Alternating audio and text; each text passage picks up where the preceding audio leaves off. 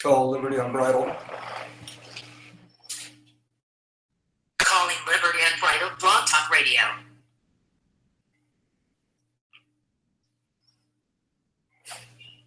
Blog Talk Radio. Welcome to Blog Talk Radio. Please hold and you'll be able to listen to the show. Kind of given what everybody thinks, Governor Johnson has made some errors, or not necessarily errors, but has made statements incongruent with the libertarian philosophy, and as a result, has been dropping down to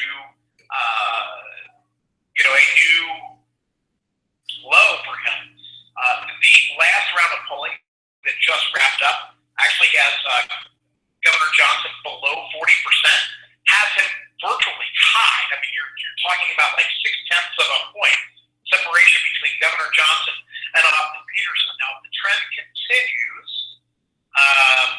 Gary Johnson, the next set of polling, by May 15th, will be at about 35%, assuming that trend continues. And likewise, the numbers for Austin Peterson would in theory be at about 36 or 37% based on the stair stepping that he has had. So that is the moment that this round of polling going on right now is potentially the moment where Austin Peterson overtakes Gary Johnson in the race for the Libertarian nomination. Based on the trending I've got here, John McAfee will probably be at about, the next line of polling, at about 28%. So he will have increased the most, without a doubt. He'll have increased almost 20% from where he started. But unfortunately, for him, based on the current trending, unless something changes, of course, anything can change in a political race. But based on current trends, based on how everything's going, John McAfee would not catch up for quite some time on the current trend line. John McAfee was definitely the beneficiary of the two rounds of debates that were held on Fox Business Network. He definitely had a huge bump at the beginning of April. He had suffered a slight dip at the end of March, but a huge bump at the beginning of April. Kind of put the race back on track, if you will, quote unquote. And so, his numbers are trending, but, like I said, the trend line, given that nothing changes, it looks like he'll end up at about 26, 27, 28, somewhere in there. Likewise, the trend line said that Peterson should be right, and Johnson actually should be right at 4% or so. So they bounce up and down. The next one, he should be down a little bit, but Johnson continues to slide down. The average of Peterson is upwards, and the average is trending upwards hardcore, but is not going to get there. He's not going to fall. The Libertarian race now stands as well. Let's see here. Let's take a look at what time it is. To break or not to break, I'm just trying to decide here. We've got a little bit of this and a little bit of that to cover yet tonight, but I'm thinking that maybe I'll make this a short show. So let's take the break now. When we come back, we'll hammer out the rest of the stuff that I might. You are listening to Liberty Unbridled here on the Mighty Matters Radio Network, and assuming that the dashboard would ever come up, the studio would ever cooperate. There it is. We'll go to break. There we go. All right, folks. We'll be back here in just a few minutes. We're listening to Liberty Unbridled on the Mighty Matters Radio Network. First impressions aren't the most important thing. They're the only thing. And Ernie's Print Shop will produce what you need to represent the company professionally. Right now, you can get 1,000 full-color business cards, 1,000 4x6 postcards, or 3x5 banner for just $60. You choose. Check us out at ErniesPrintShop.com. Ernie's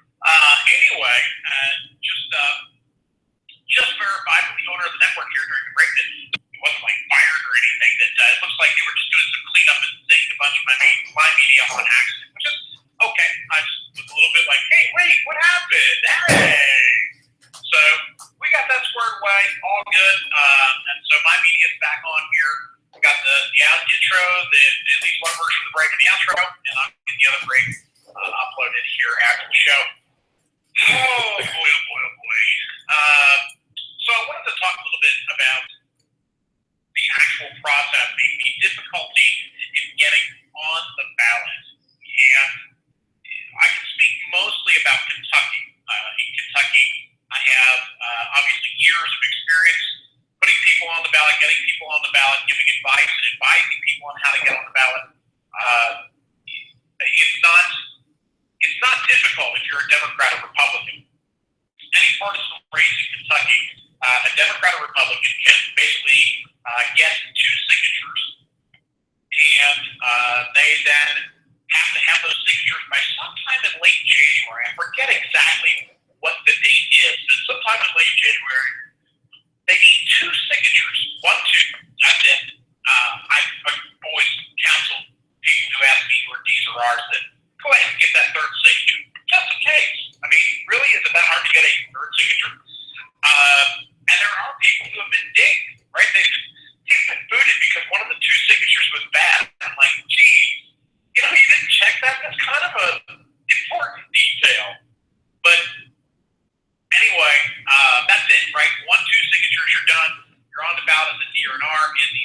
state-sponsored, state-funded primary.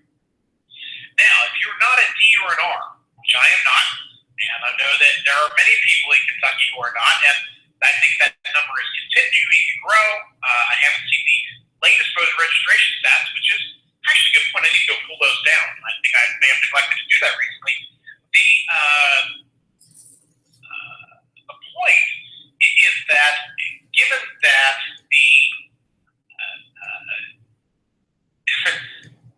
depending on the race, anybody who's not a Democrat or Republican has to get far more signatures. And that's anywhere from 25 for a basic city council race that is partisan. There aren't many of those, but there are some. Up to 5,000 signatures per candidate for statewide. And so obviously in a year, for instance, like last year when we had the executive branch race, that's all there was, a party seeking to put their entire slate on the ballot would be required to collect a minimum of 30,000 signatures. That's a lot of signatures. Some people think, oh, well, 5,000 signatures isn't hard. I will tell you that those people have not gone out and tried to collect signatures for a candidate. When you do petitioning for a candidate, people like to play 20 questions. Trying to get signatures as the candidate is basically futile because all you end up doing is answering questions. People want to talk to you. People want to learn about your position. And that's good. That's what candidates should be doing, right?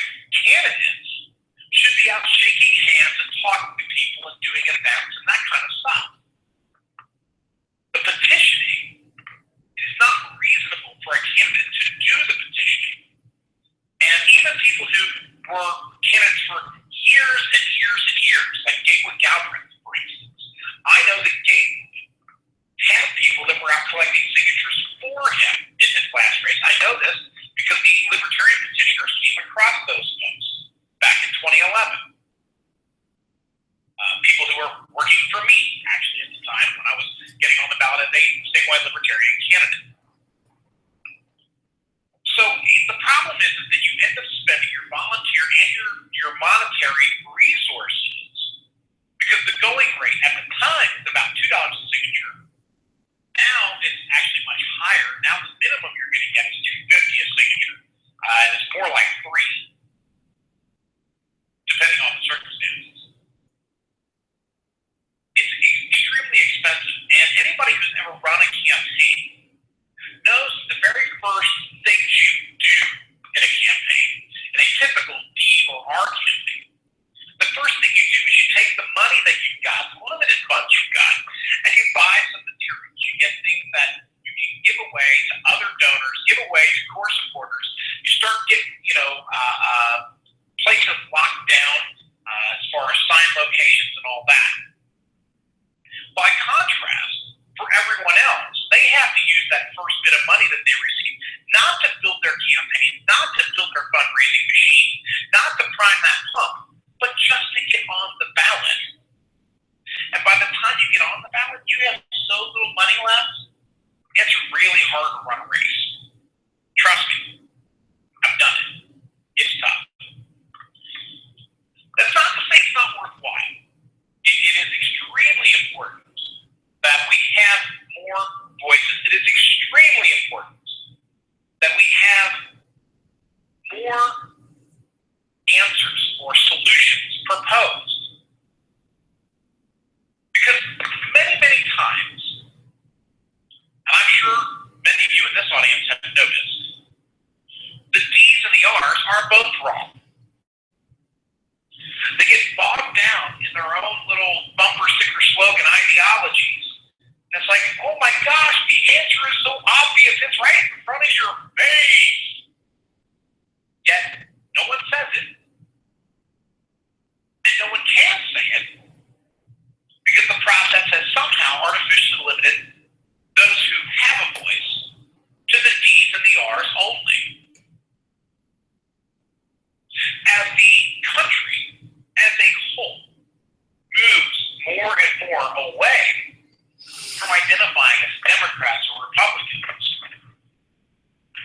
the system continues to try to clamp down to ensure that despite the fact that if you use math, figure out the percentages of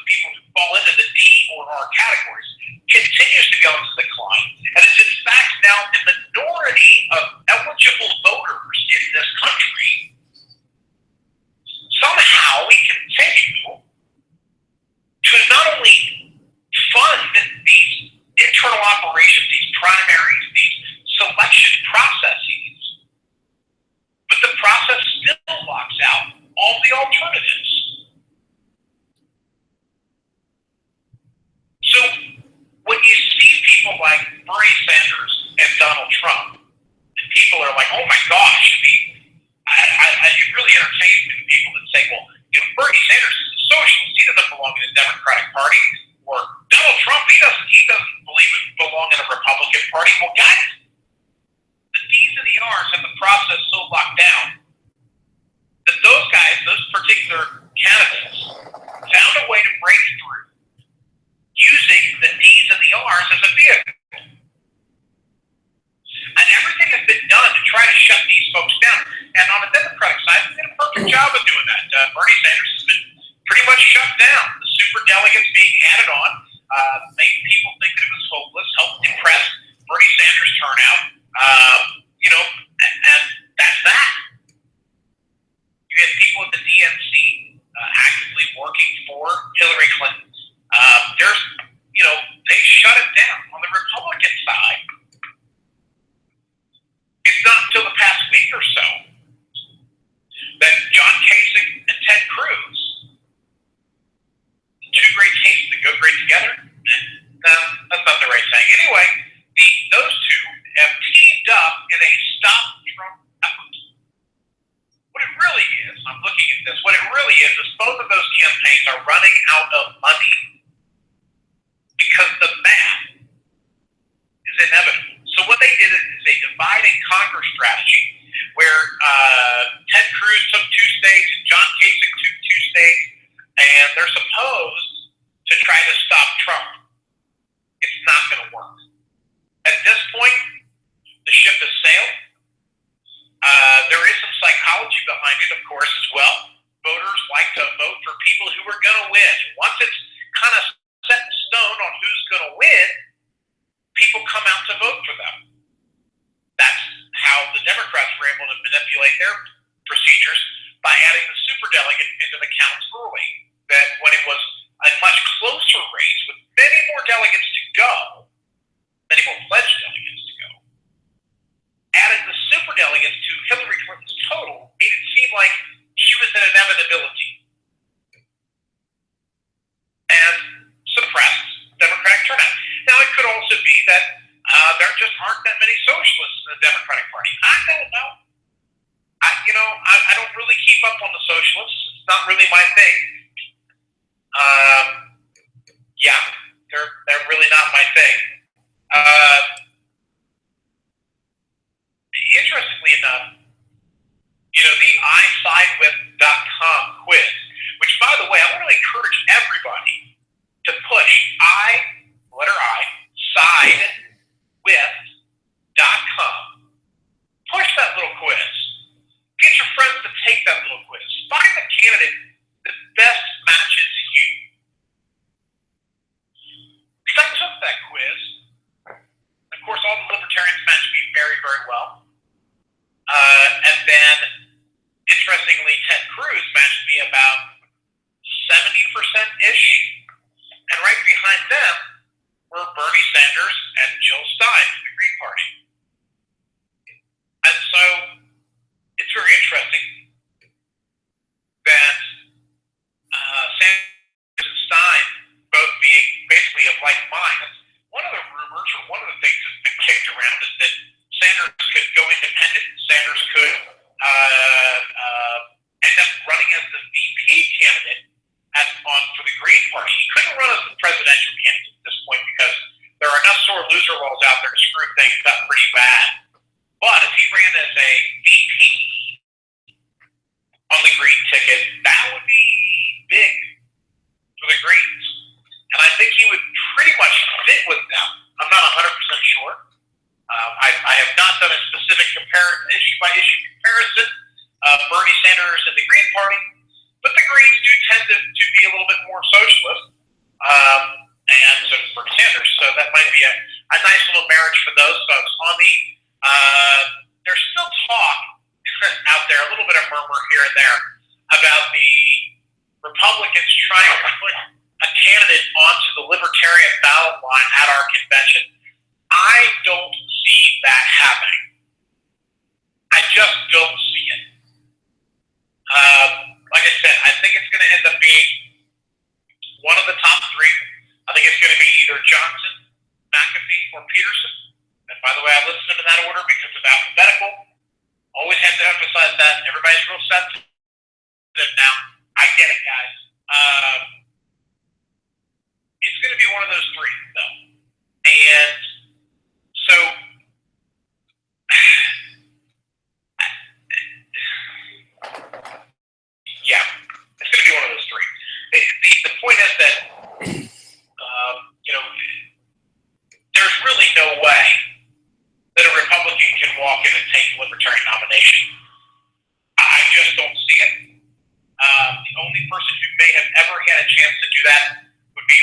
Paul. I don't see that happening. Plus, he get hit with sore loser problems in various states. In theory, it could be Ron Paul. That would be kind of a weird but interesting deal if that occurred. I do know that supposedly Ron Paul is being given an award at the Libertarian National Convention. I have no independent confirmation of that. It's just a rumor I've heard. So that's possible. But I don't really see the establishment Republicans going for Ron Paul over Donald Trump. I think that's one of those things where the establishment just goes votes for Hillary because, hey, she's at least the establishment, right? And I do suspect that would be what would happen in that scenario. It's going to be interesting to see how all of this turns out. Yeah, it's just going to be interesting. I'm very excited, by the way, about the 3 weeks until the national convention, just over 3 weeks, which will be taking place in Orlando, Florida. I'm very excited to see how that turns out. The Libertarian National Convention is always a really good time. It's a lot of work, a lot of business sessions, a lot of voting, a lot of debate. Oh my gosh, the debates. But you know what? That's good. We actually hold true to our rules. We do engage in parliamentary procedure. We don't ignore the will of the body assembled. And that's that. Rumor is that this will be the largest convention for the Libertarian Party at the national level since maybe the year 2000, which was 2000. California, Florida Orlando is supposed to be huge based on the delegations and what I'm hearing is absolutely going to be huge. So that'll be fun. And I look forward to seeing the debates. I look forward to seeing the political gyrations. I think it'll be very, very interesting to see how that turns out. Like I said, I'm pretty excited about it. Also, I am working on setting up the final details for a debate, which I am hosting. I am not going to be on the panel, but I will be I will be the MC or I'll be running the soundboard, one or the other. And it doesn't matter to me. I don't need the limelight. We did this in 2008. We didn't do it in 12 because I didn't go to that convention. But in 2008 and now in 2016, we have a debate that invites everyone to participate. Now, I'm going to change the format. The format's not quite set in stone yet. But the very bottom tier people will only get a 3-minute stump speech, and then there'll be a middle tier debate. And then once the middle tier is done debating, there'll be a vote. And whoever wins the middle tier will get to move up to the top tier debate, and then there'll be a top tier debate after that. So that's the rough outline right now. How much and what it's going to depend on a couple of things, including donations to the debate itself. That should be at the latest version of LP News, which I'm not sure has been released yet. I'll check the national. That's kind of what's going on. I mean, that's where we're at. There was a quick rumor here, that the John McAfee campaign is going to have some big announcement tomorrow. I don't know. Interested to find out that as well, and so we'll keep an ear down on that. But that's everything on the presidential debates at this point. It's an interesting process. Somehow I got off the topic, and I want to get back to that. Getting on the ballots in every state is kind of a big deal. We don't have, like I said, I know the laws in Kentucky, we went over that. But those laws exist in every state, so an independent, right? There was lots of talk of Trump breaking off and running as an independent. There was lots of talk, or some talk, of Bernie Sanders breaking off and running as an independent. Understand that in order to do that, you would need about, I think I heard the number $10 million just to get on the ballot. Now, it's not that much money for a D or an R, of course. I mean, certainly the Ds and the Rs, their campaigns cost far, far less than $10 million just for ballot access. And that's the way the system gets rigged. Then, on top of that, once you're not on the ballot everywhere, or even if you are, you don't have the money left to build up the name ID. The D's and the R's have had publicly funded primaries where their name ID has been pumped and pumped and pumped, and they've got name ID. And then the Corporation for Public Debates, CPD, which is, by the way, a private organization, 50-50 co-owned by the Republican National Committee and the Democratic National Committee. So certainly I'm, sure that they're going to let other people in. They set the rules on their debate to 15% for polling inclusion, but then the polling organizations don't actually include anybody else from any other parties. So it's definitely an interesting scenario. The system is broken. We know this because more and more people are saying, I'm not a Democrat or a Republican. Again, people who self-identify as D or R are now the minority in the country. And the system is there, and it just protects these guys. It protects these incumbents, and that's it. That's the only reason they're still there. Because I don't know about you, but I don't know a whole lot of people jumping up and down going, woohoo, I'm proud to be a Democrat. Or, woohoo, I'm proud to be a Republican. Don't know a lot of those people. Generally speaking, the mood out there is anti-party entirely, which is unfortunate because parties like the Libertarian Party, the Constitution Party, the Green Party, they've done nothing wrong.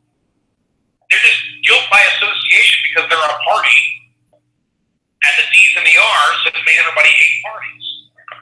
So that's kind of an interesting phenomenon. And again, the only reason that the D's and the R's get so much coverage and get so much support is because they built rules to make sure that they stay in power. Because, again, and I want to emphasize this because this is important, Democrats and Republicans, self-identified, are now a minority. There are more non-DRs than there are Ds and Rs combined. So that's a big, big deal. So you ask yourself, what do we do about this problem? Well, what the upcoming presidential race, the very first thing you can do is explain to people how getting all wound up about the presidential race, if you live in a state that's not a swing state, and Kentucky is not a swing state, is stupid. Because the reality is that if you do not live in a swing state, it doesn't matter anyway. Swing states, by definition, are states that the D and R presidential candidates are very, very close. They're very tight race. And literally, little tiny bits of turnout here and there around the state can swing whether or not a state goes for the Democrat or the Republican. Again, it's just simple majority, right? So with a small margin, it can swing. And that in most states, all of them that I think do, the electoral college, the people who actually do cast votes for president, that's an important thing. When you press the button or sign off on a presidential candidate, what you're really doing, you're not voting for that candidate. You're voting for that candidate's slate of electors. And so, for instance, in 2012, I was the presidential elector for Gary Johnson, right, who was our candidate in 2012. So if Gary Johnson had won the state of Kentucky, the 8 electors from Kentucky, of which I was one, would have met with the rest of the Electoral College in D.C. in early January, I think it's early January, pretty sure, and would have then cast ballots for the person who won in our state. Now, we're not bound to that in Kentucky, but that's the way it's supposed to work. The point is that Kentucky, barring something just crazy, wild, strange, Kentucky is a red state. It's a solid red state. Obama lost Kentucky by like 20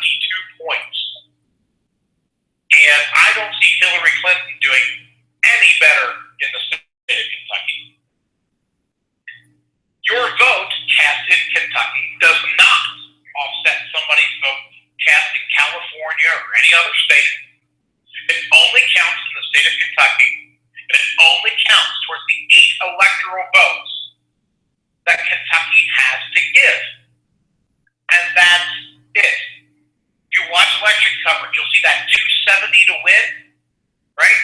Well, that is the 8 electoral votes that we have go towards that number. There are 538 electoral votes total, and a candidate needs 270 to win outright, and that's that. The way the system works is that if a candidate does not have 270, then the election goes to the U.S. House of Representatives.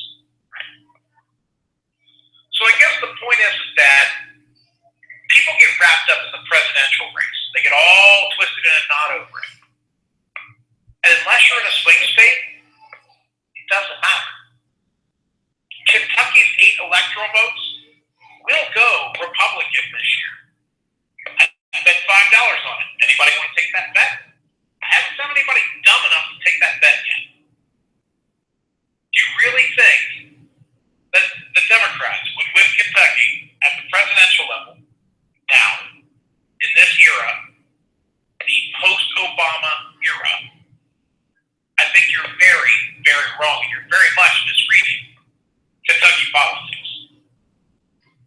At this point, the 3rd congressional district, which is the inside of it's not even all of Jefferson County, just the inner city and the core, it excludes now some of the most outskirt areas. That is solidly Democrat and will remain in Democratic control. The 6th congressional district is vulnerable, but I don't see Andy Barr losing that race. Now that said, it's always possible, and that would be the reason why anybody would be campaigning in Kentucky, would be to actually try to bump Andy Barr out of the 6th district seat and replace him with a Democrat. That's literally the only reason why anybody would, at a federal level, would be campaigning in Kentucky. Rand Paul is safe. Thomas Massey is safe. Whoever wins the 1st congressional district race is safe. Brett Guthrie is safe. Hal Rogers is safe. Those guys aren't going anywhere until they want to go somewhere. That's just the way the state is. And on that same vein, whoever runs for president, the Republican, is safe. Barring anything absolutely insane, candidate self-destructing, saying something just absolutely insane, which with Donald Trump is always a possibility. But even then, I'd be willing to wager $5 that doesn't happen.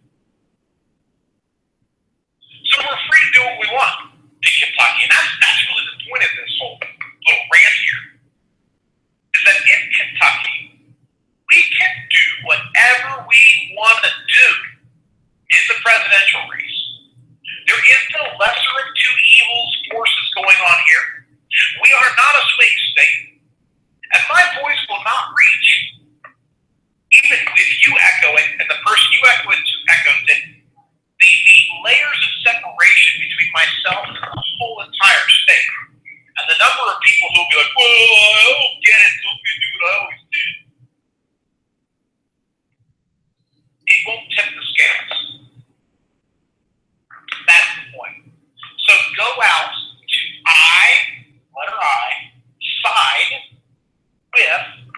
sidewith.com, ISIDEWITH.com, and take the quiz. Make sure you assign priorities to different issues so that the issues that are most important to you are weighted more heavily than the issues you don't care about. And see which candidates you match up best with. And again, I encourage you to support those candidates. Whether it's libertarians or Greens or Democrats or Republicans or whoever. If you're really a good match, and by the way, good match is defined by 80% or more.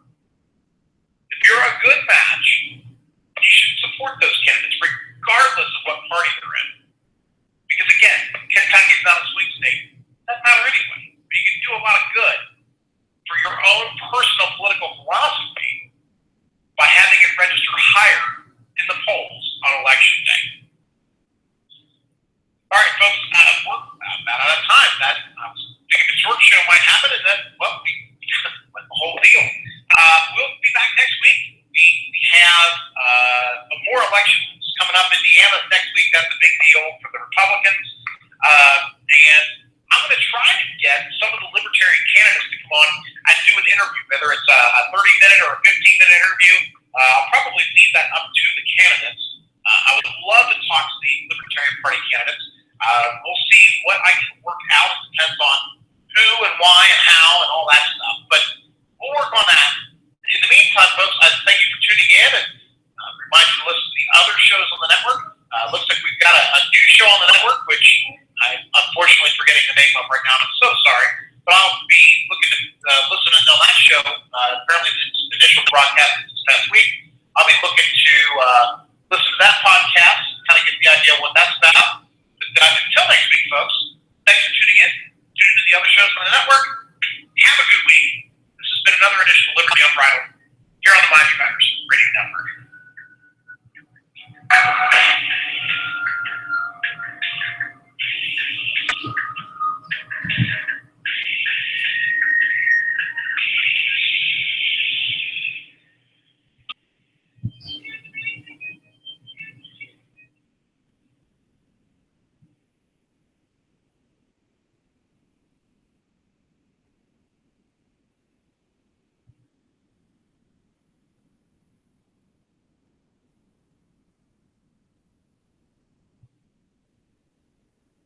Thank you for using Blog Talk Radio. Goodbye.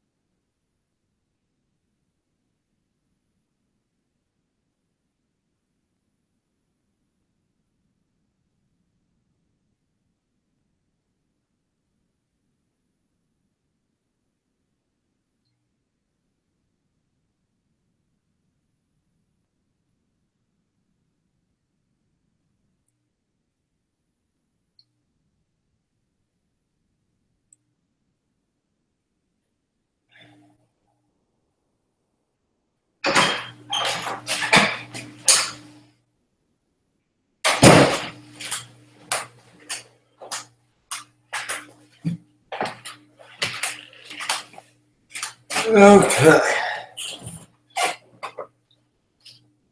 Drill panel. Just me.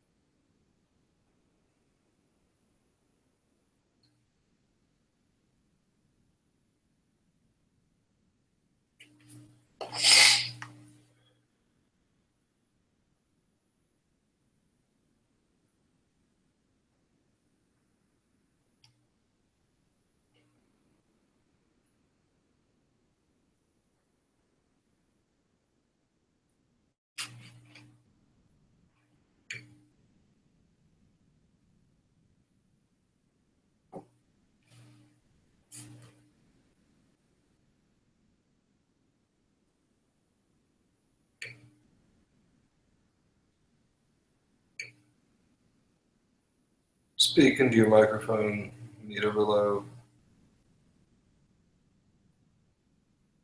Speak into the microphone. Speak into the microphone. I don't know about that.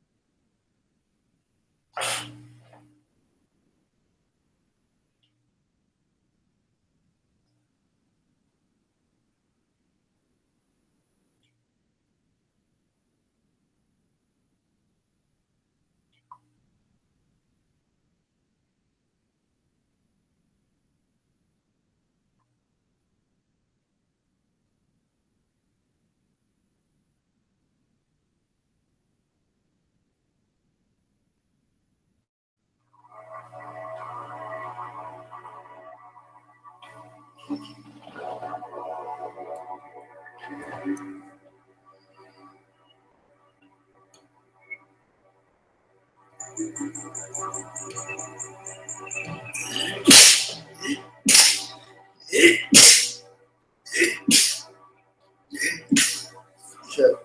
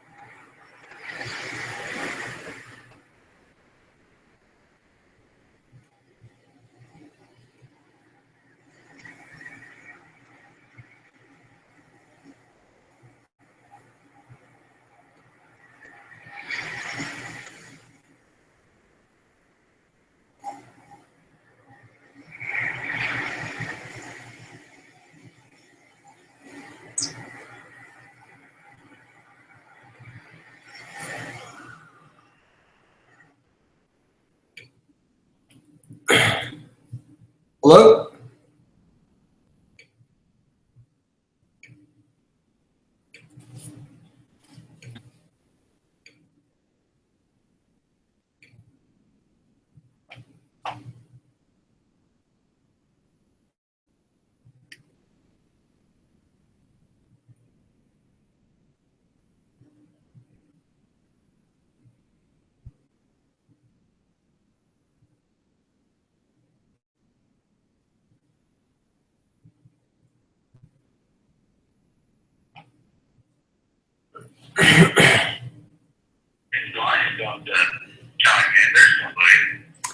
Hey, yeah, I was, Yeah, what's your number real quick? Yes, 270 723 4724. Okay, so the real number again? yeah, Oh, that's fine. 270 723 4724.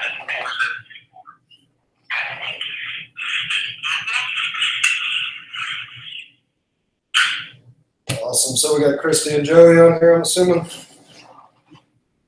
Yeah. That's so we can identify unless we have some eavesdroppers. That's all. No, We know I can verify that we do not have any eavesdroppers. I've got the Uber conference up here, but for some reason it was not allowing me to bridge into the Hangout. But Gary's guys will be all on top of that. So, yeah, we don't have anybody coming into the internet.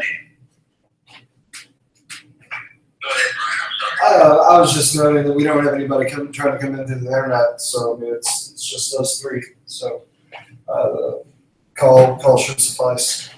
Hey, Brian, I talked to my wife's Western County. I can put the room on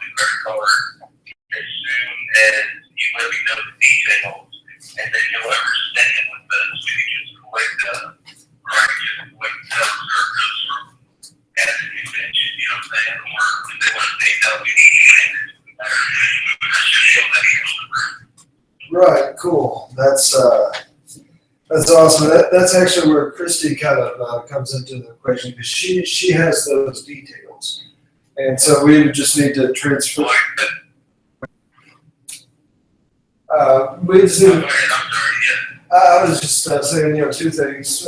We have to figure out the pulling of the money, and PayPal makes that nice and easy, but cash is nice too. And Yeah, it totally does not matter to me. I just want to make sure I had the Christie was gracious enough to go ahead and make the reservation and so on. it was. I didn't think about it. I felt like I had to be up in the wind and I didn't play today. Crap, this should be. I should have done something already. Yeah. Well, I mean, and when she brought it to my attention, like I literally, like all morning, been seeing West Benedict from National, like going about, all the rooms are gone, the rooms are gone. You're not gonna get any at the conference center. And so it just, That's a big problem. That would have been a big problem. yeah, Thank you. You were on. I'm glad it worked out.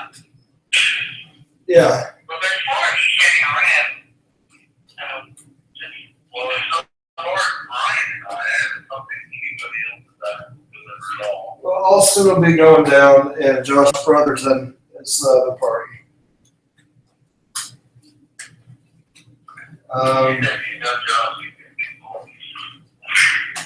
Yeah, no, I know Austin. Yeah. And Christy knows Josh. oh, you know Austin, okay. Yeah, Josh is here in Boone County, so he's a good guy. Okay, cool. I'll probably write this and say, this is not up in their names and I'll bring it together. Yeah, well, I don't think Austin's been to anything official. He's relatively new to the party, but he's taken a lot of initiative, which we need. So that's good. And then, I don't know, man, it's like, I mean, people like, crash on the floor. I don't know what, we could probably get 5 or 6 in the room. Price down considerably, but I don't know if we want to be like all piled in like that. Well, if it's just you and me, Brian, it's not gonna hurt my family either. Yeah, no, I hear you. I hear you. Well, so I was thinking we were doing the Google Hangout so that we could learn how to do that. Yeah, I've got that up, but for whatever reason, and I'm going to try again right here, it's not allowing me to bridge what we're talking to each other on into the Hangout itself. It's reading it, but so something's catching. So I don't know. I've just seen some of those hangouts get pretty weird. People talking over each other. A lot of background noise drowns out the main speaker sometimes. So they're just like little decorum and etiquette type things. But, I don't know. Like, Gary likes to do these hangouts, so it's just things we should know. It's just a visual. I agree. And Definitely come back to it, but at least you won't catch him rolling his eyes at you if you ask the question. yeah, and I'll take that kind of like processing that fumble through that he does with questions any day because it's genuine. Like some guy giving me some 2-bit soundbite and generalizing it. Now I do wish Gary would expound on a few of his positions personally, and that's kind of what this poll would be a good outlet for. Yeah.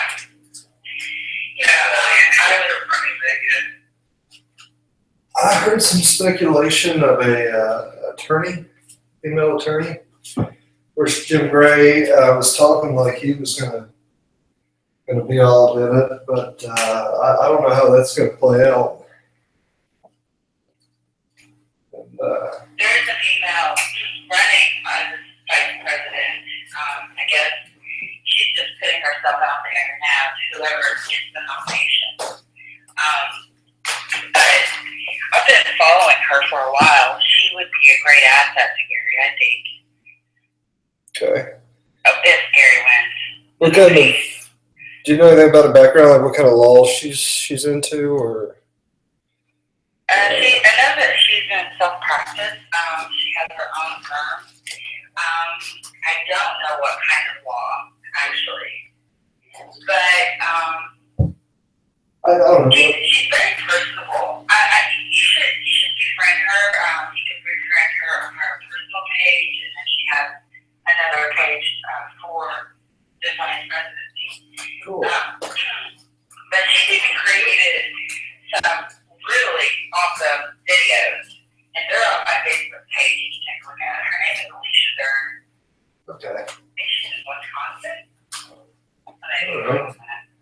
No, yeah, that's in our region with the OAS stuff. So I'll inquire to our guys up there. I mean, Wisconsin's Andy Craig's state, so I can find out pretty readily what I'm curious about. Well, I'm sure she's a good candidate if she's even being considered in the first place. But I like the fact that she's putting herself out there to whomever the nominee is, because that to me says that that's somebody that's more into the mission. But again, I don't know her, so I'll look forward to learning more about her. So, what do you think of?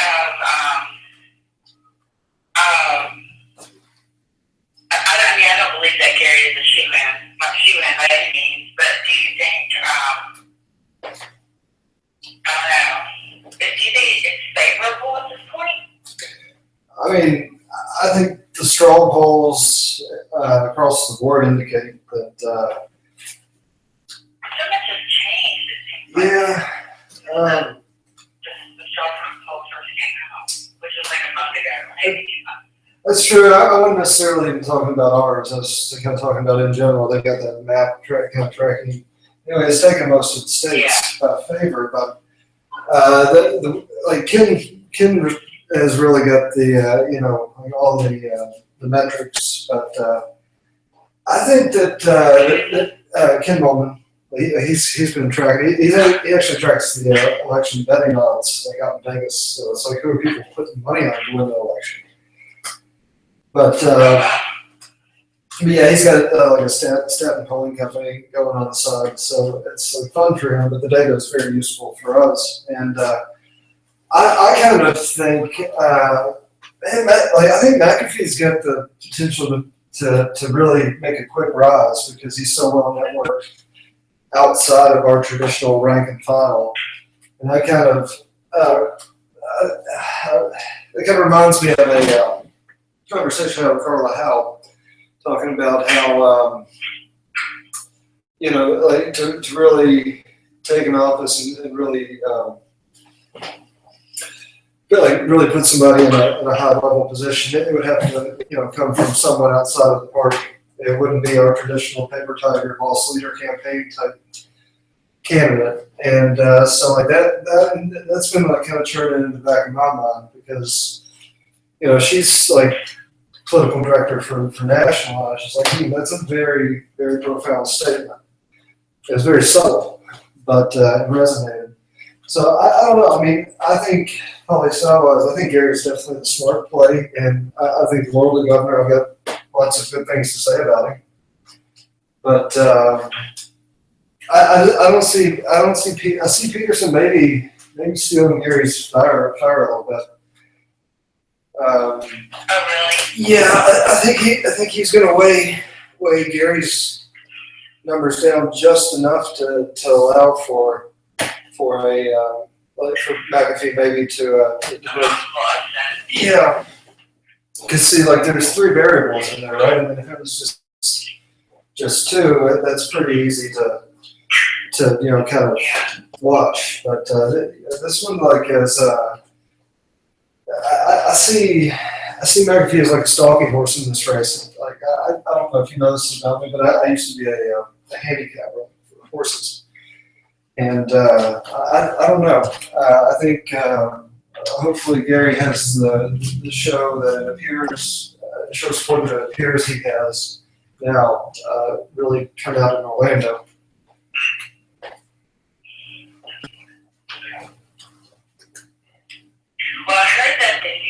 debate is something to watch, and that there was, I think it was New York, and then because Gary really upped his game at night, he was just exhausted apparently. And then there was another recent debate where he didn't show, which is a big stake. I don't know what it was. I don't recall. That will affect his numbers greatly, I'm sure. But of course, people get over that too. By the time the convention rolls around, they might have forgotten. You know. Well, I guess I'm gonna jump off here. Yeah. So sounds good. I don't think that, you know, without being able to link up with the Hangout itself and us all being on the Hangout, I don't think there's much to do in terms. Did the campaign mention when they wanted to do this Hangout thing? They didn't, but they did want to get the data collected quickly, and that is everyone's phone numbers. Right. You got my phone number now, Christy? I do, I've got it. You were in. I'm so disappointed that I leave a post up there. Please respond, yes or no, and I get 3 responses. Like, oh my God. Now I have to like email each one personally. So whatever. Okay, cool. You guys could come to your show. I'll see you down in Orlando. Have pictures. Did you get it already? Because there's a guy that's driving.